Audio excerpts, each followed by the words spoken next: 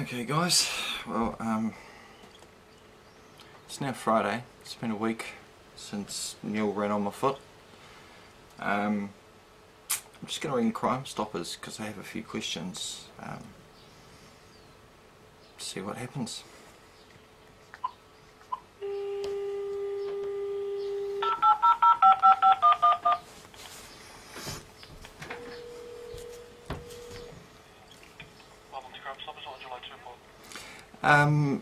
Well, I have a few questions if I could. Are you there? Yeah, go ahead, we'll see if we can answer them. Last Friday, I had a man roll his car onto my foot, and then he reversed off of my foot and left. Would that be considered an assault or anything like that? I had to scream at him to get off of my foot. He got out of the car. He saw he was on my foot, backed away, and then left. I would say it was just someone you knew, or just a stranger? I've only met the man one other time. Oh, okay. I would say it would be case of concern.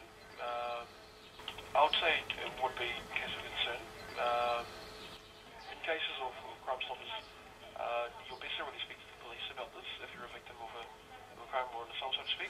Well, my concern is, and this might sound somewhat strange to you, but my concern is that if I go to the local police station, that I may run into the man again because the man was in a police car acting as a police officer at the time.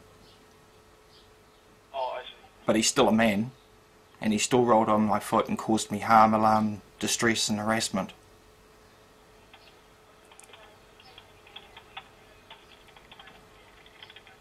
So you've seen him dress up as a policeman before once? Pardon? Well, he identified himself as Constable Neil Winterbottom. Oh, I see.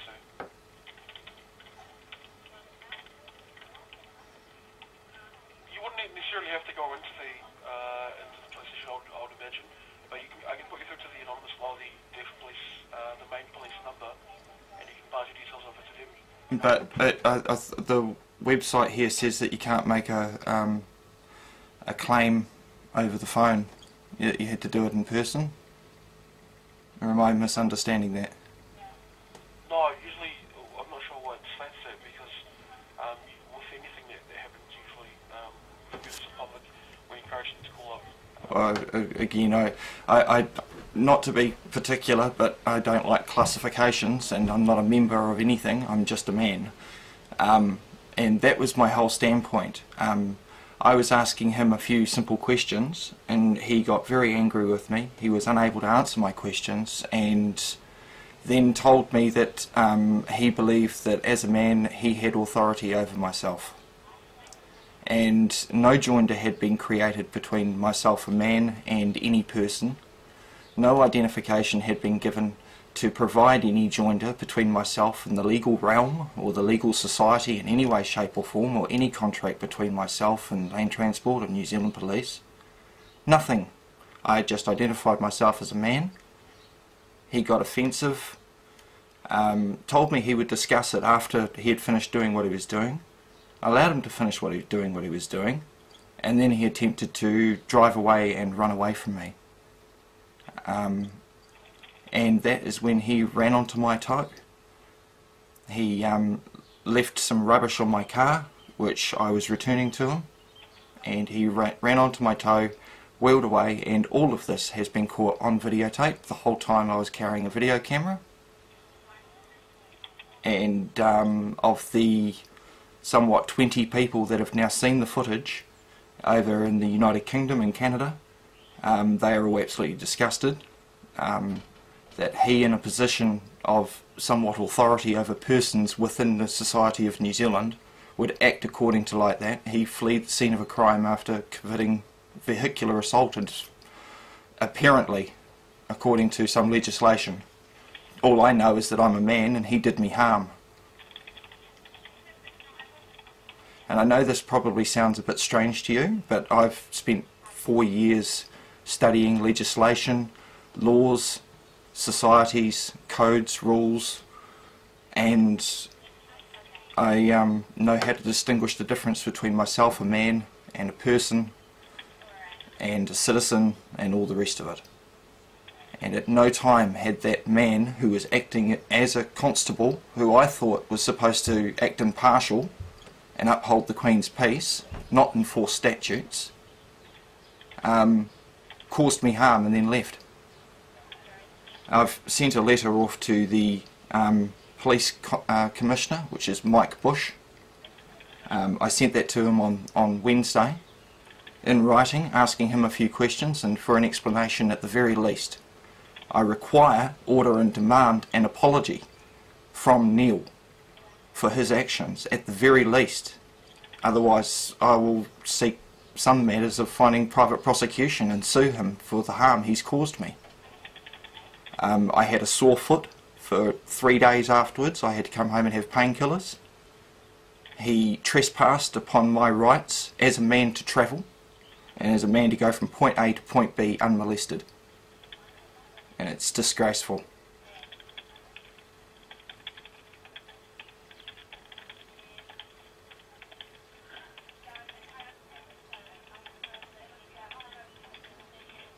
Do you understand what I'm saying? Sorry, what was your name? My name is Melvin. Sorry, Melvin. Okay.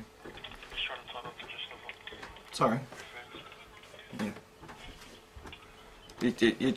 You get what I mean by the difference between a man and a person, do you not? Yeah. All I'm saying is, obviously you've studied law and you can easily shine through, so you probably know more than me. So, I've studied it for 4 years. I probably know more than most lawyers. Most, yeah. Well, and in saying that, I know nothing. I understand none of it. Because as far as the legal society and the legal customs and terms are concerned, I'm just an idiot. I am not of their society. I do not have any wish to be of their society, and I do not understand any of their legal terms and meanings. I'm just a man. I speak English. And unfortunately in New Zealand, everything is written in legislature, which looks like English, but it's legalese. It's legal terms and legal customs, and we're all led to believe it's English, but it's not. That's why we need lawyers to do the interpretation for us, is it not? We can't be present as a man in a court in New Zealand. We can only be represented as a person through legal counsel. And like even now, I'm concerned about whether or not making a complaint is going to go anywhere. I mean, what I don't know, what guarantees or sort of what can you say to me, Melvin, that is going to make me think that there's anything is going to happen in regards to this matter? You know, will anything be done? Will it just be, oh, that guy should have just given him his licence and obeyed and done as he was told, and he deserved to be run over, and off goes the policeman for the second time, I might add. The same man attempted intercourse with myself, and by intercourse I mean conversation. He attempted 2 months ago on the 2nd of September to do the same thing. So I'm also wondering whether or not it was a targeted stop. Thirdly, he stopped me, well, he initiated his lights and siren in a 100k area and attempted to issue something called an infringement notice upon a person for doing 75k's in a 100k area. How does that work? Again, all caught on footage. It's all on YouTube for public display. If you wish to go and have a look at it, you are more than welcome to, Melvin. I can give you the channel if you like. Yeah, what's the channel name? Sure, the channel's name is commonly known as Mark of the House of Keene. In the last 14 months I've also recorded 32 police cameras in the local area. Are you aware that every time you see a police camera, on average there's $20,000 that's issued worth of infringements a time? So that roughly means in the last year alone in the local community over $500,000 has been extracted from speed cameras. And I haven't seen a roundabout in 13 years that's supposed to have been there. I put it to you that it's all revenue collection, and it's got nothing to do with keeping the speed down.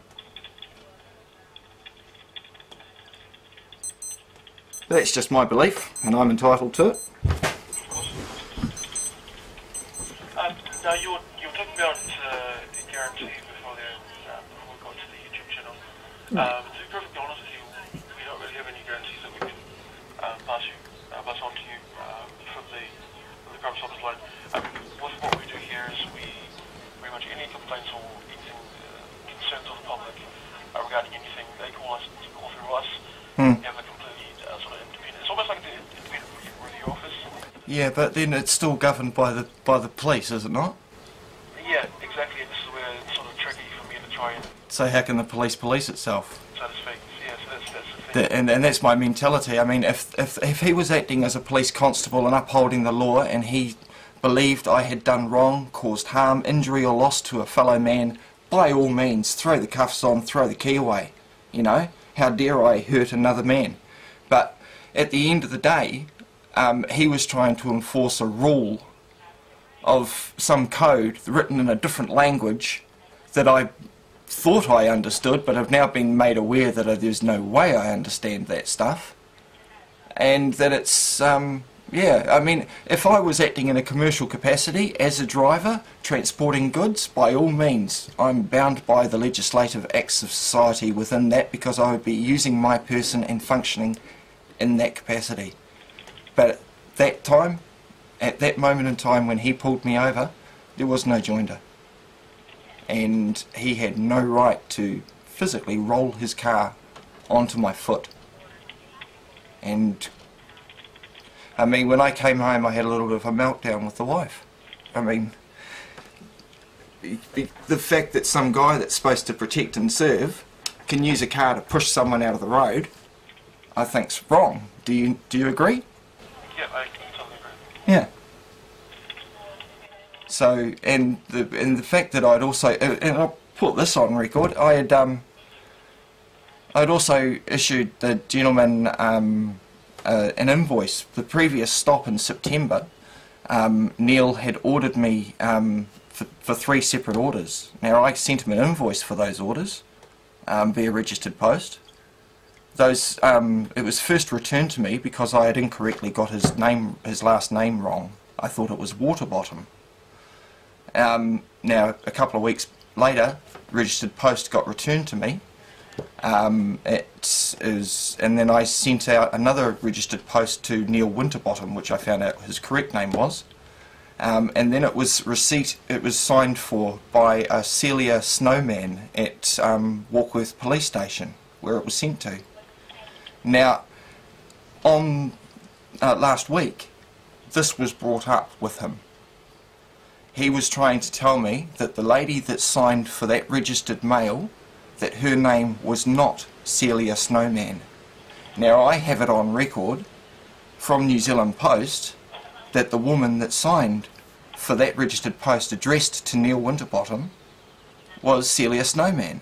So either he's saying that someone that he works with committed mail fraud, or something dodgy's going on, because he's just completely contravened what the New Zealand Post have stated. Do you get what I'm saying there?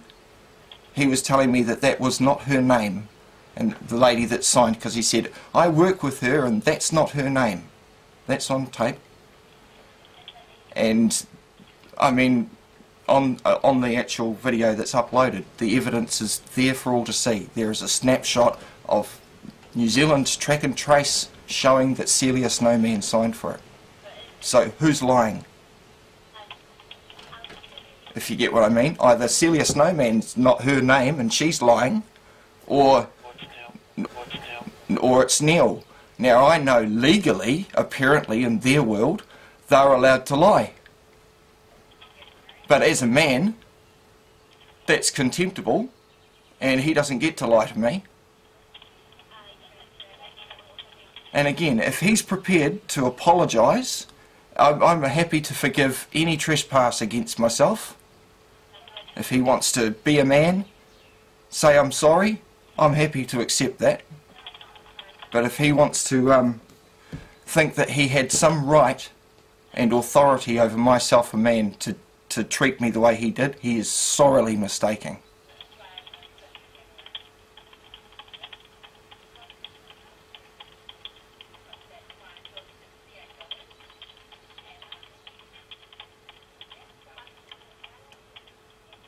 And the reason I'm calling Crime Stoppers is because it said that it was anonymous, even though I've given you all of the details regardless. My thought was to either contact you guys, as you're saying you're independent, and I know that you're saying that you'll put this through as a complaint, but unfortunately only a person can make a complaint about another person to a higher authority, whereas I'm a man, and if I find that I don't get an apology from him for me to forgive, then I will stand as a man and file a private prosecution as a claim that he is a wrongdoer and has done me wrong. If that makes sense to you. I'm not talking person and all of that crap.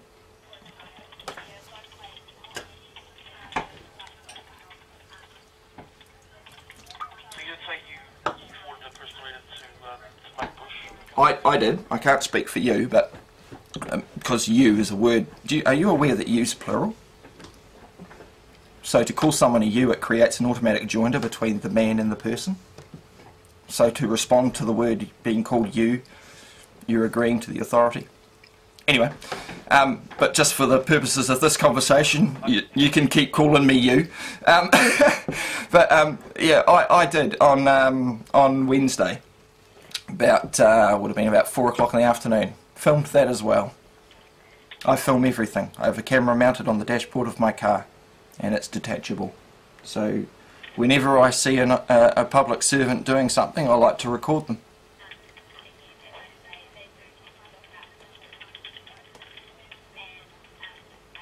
Unfortunately, New Zealand police are trained in statutory codes and legislation. They're not taught in law. And it's just because law is so simple, you know, do no harm. That's it. It's not exactly difficult. The rest is legislative rules of society that are given the force of law with the consent of the governed.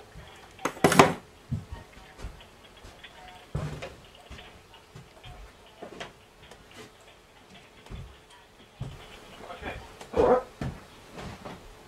Yep. Sorry to call you again, actually. That's alright, you can go ahead, Melvin. I just want to ask your name just in case you know it's... I'm commonly known as Mark or Dad. Yeah. You can call me either. I was afraid to call you Mark from the YouTube name just in case it was... Yeah, that's alright. Well, I mean, again, that's only a title, it's only a name, it's not me. I'm a man.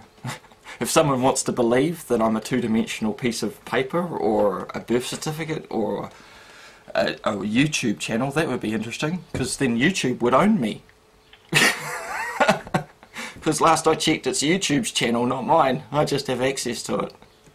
It's like, it's not your real, you think it's your bank account? It's not, it's the bank's. You just have access to it. Yeah. Isn't that mental? Everything is really sort of flipped about face when you look at it from a more learned perspective.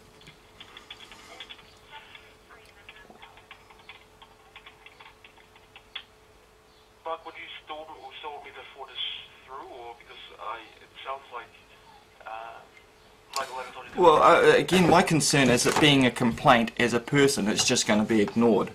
And I've already, I mean, is there a reference number I can refer to this call back on, if need be? The thing with the Crime Stoppers line, it's an anonymous line, so we report to our own independent group. We don't, and they don't report back to us. So with that, once this call's ended, so to speak, it gets forwarded through to them, and that's about it. So unfortunately, there is no reference number, so to speak. So once it's forwarded through, that's about it. So we'll take it from there. So you've contacted the Mark Bush, you've contacted I mean, I've left it in his hands to respond to me. Obviously, if he doesn't respond, it's a tacit agreement anyway. But yeah, to me, it's still, because I only sent it 2 days ago, the ball's still in his park to respond, so to speak. He's got to hit the ball back. And yeah, if I don't get a response, I was concerned about, can you just tell me, is there a length of time for from when the crime happened or the wrong happened to when I have to, whether acting through a person with, you know, is there a time limit from when you have to make a complaint of an offence or a crime in New Zealand? I don't believe so, no. So it's like, there's no week or 2 weeks to make from the time it happened to, I don't. Oh. No, I don't believe so. With what we've received, I mean, some people call a year later even. Oh, okay. you still consider that and forward it through as a report in this case. So True. there's no time frame as to that at all. That's really cool, eh? Over in England it's apparently 2 weeks only. Wow. Oh, really? Yeah, didn't know that one. Wow. Oh, this was a smaller country, maybe. Yeah, oh, it's different, yeah. Not too sure. There's 3,000 different legislative rules out there, mate. And ignorance of the law excuses no one, so we all better get reading. But, yeah, but you know, any legislative rule or act, as they want to call them, any of those, just think of it as being written in Chinese, because you don't understand it. The word, like for instance, you look up the word person. A person, according to the Interpretations Act, Section 30, states it's a body corporate, a corporation sole, or an unincorporated body. Now, which one of those three things are you? Do you see what I mean? So in legislation, a person is only a dead fiction. It's a legal fiction, or your birth certificate that you function through. So when you become the, so it's taking the name or the title. But, it's very interesting stuff. There's a lot of stuff around the world about it, all sorts of ideologies, but I find it fascinating. And just to stick to nature, I'm just a man by nature. I'm a naked ape. No one can prove otherwise, so that's what I'll stick with. Yeah, mate, well, I mean, yeah, I didn't read for 40 years. I got a $30 speeding ticket and thought that I'd done no wrong, you know, which I hadn't. And it's because of that I decided to go studying law and legislature and, you know, had a day in court and learnt a few things that day and had the judge up on his oath, and he didn't stand under his oath. I asked him, are you standing under his oath? And he didn't reply, which meant he wasn't. So, you know, and then I find out that, you know, the traffic courts in New Zealand are only administrative hearings. Yeah, no, sorry, mate. My wife calls it farquaring. It's called force-feeding information. That's why you can be interested now. I have to do some research after this film. Yeah. Oh, like I say, jump on YouTube. You look at my channel. You'll be interested to see that clip. It's if you just type in Neil Winterbottom or Mike Bush, you know, just type in their names, it'll come up because I've tagged their names with all the clips. Oh, okay. Yeah, easy enough. Alright, but yeah, I've had other run-ins with Sergeant Bede Hoy, Constable Mike, oh, what was his last name? Oh, a guy in Henderson. All top blokes, mate. Really polite, stand-up fellas. But, yeah, when I get a car run over me and him bugger off like that, I think that's where I draw the line. I'm all happy for fun and games, but no need to run over me. But I believe the first thing that's been done in Mark is the putting the ball in Mike's court, and he'll take it from there. I think we're sort of down. Mike, I would say wait for that to reply. Cool. If you like, I would say it will be able to from you whether this goes through or not. Sure. It's up to you, but okay. It's very interesting cool something. Glad, oh, well, I hope you haven't got too much of a sore head after listening to that. No, So, it's always good to hear so I really appreciate it. cool, man. I'll take it from there and just, I'm not sure if you, I'll just say good luck on that, but Cheers, Mel. Well, yeah, if I have no luck within, say, 21 days or something from Mike, I'll call back and then see if we can go forward. yeah. But, yeah, we'll take it from there. Right. Fantastic stuff, Melvin. Thanks, Mike. You have a great day, mate. Alright. See ya. That's how it's done.